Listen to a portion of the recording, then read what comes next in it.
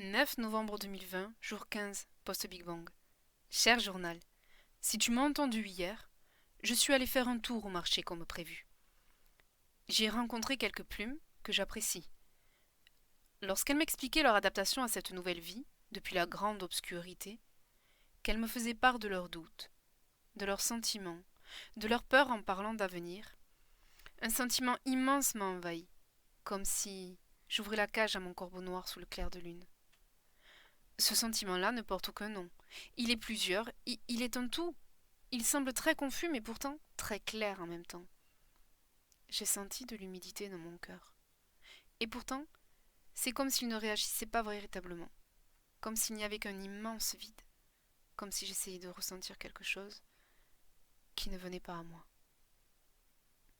Alors, je leur ai souri, par politesse, esclave de mon savoir-vivre. Vont-ils me manquer? Finalement, ai-je vraiment fait les bons choix, pris les bonnes décisions? Pourquoi ne pas choisir cette vie banale? Et si je rejoignais leur mode de vie artificiel? Ce serait bien plus simple. J'essaie d'imaginer ce que sera mon aventure lorsque je me serai envolée pour rejoindre la Terre. Parce qu'imaginer ma vie ici fait si peur. Il fait si froid dans ma tête la nuit. Je voudrais être comme eux. Cela paraît vraiment si facile. Je voudrais pas être moi, mais quelqu'un d'autre non plus, parce qu'en vrai, être moi, c'est voir les choses différemment. Et c'est beau aussi. Un jour, la plus adorable plume que je connaisse m'a dit: ce n'est pas toi qui es différente des autres. Ce sont les autres qui ne sont pas comme toi. À présent, les doutes se sont dissipés. N'aie crainte, je ne sombre pas de nouveau. Je ne vous décevrai pas.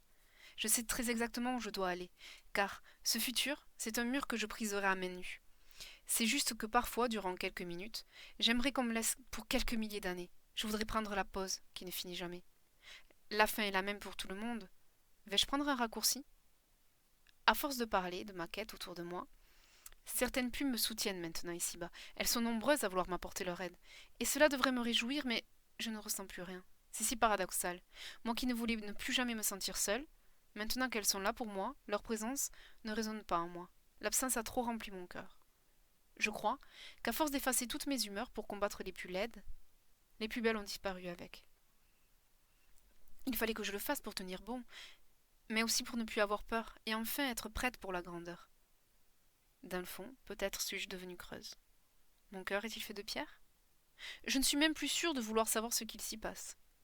Mon ami, mon seul ami, le vrai, le vieux bibliothécaire, m'a dit qu'il savait depuis toujours que je voulais être autre part.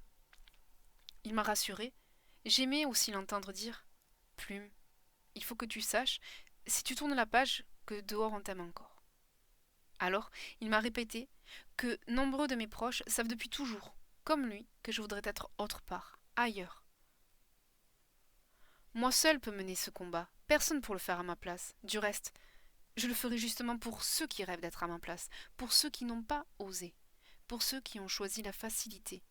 Se battre, résister, combattre ces démons n'est pas chose aisée. Et quitte à faire des erreurs, je vais sauter le pas, parce que rester ici est impossible. Elle serait là l'erreur. C'est un rêve d'enfant finalement que de quitter le royaume, de me lancer. J'avais raison. Je ne fais pas cela uniquement pour sauver mon peuple, je pense que je le fais aussi pour me sauver moi-même. Sans cette quête, je crois que je sombrerais.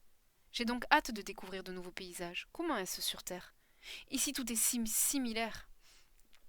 Plat, uniforme, lisse. La Terre est-elle ondulée? C'est ainsi que j'aime à l'imaginer, remplie de vagues, de distorsions, de sommets et de creux. Possède-t-elle d'autres couleurs? Existe-t-il autre chose que ces nuances d'éclaircie, de noir, de clair et de gris comme ici? Ces ailleurs que je m'imagine me rempliront-ils le cœur? J'ai hâte. Moi, Plume, je pars en expédition. Autre part, juste ailleurs, pour une magnifique exploration. Si on m'avait dit ça un jour. Bien à vous, Plume.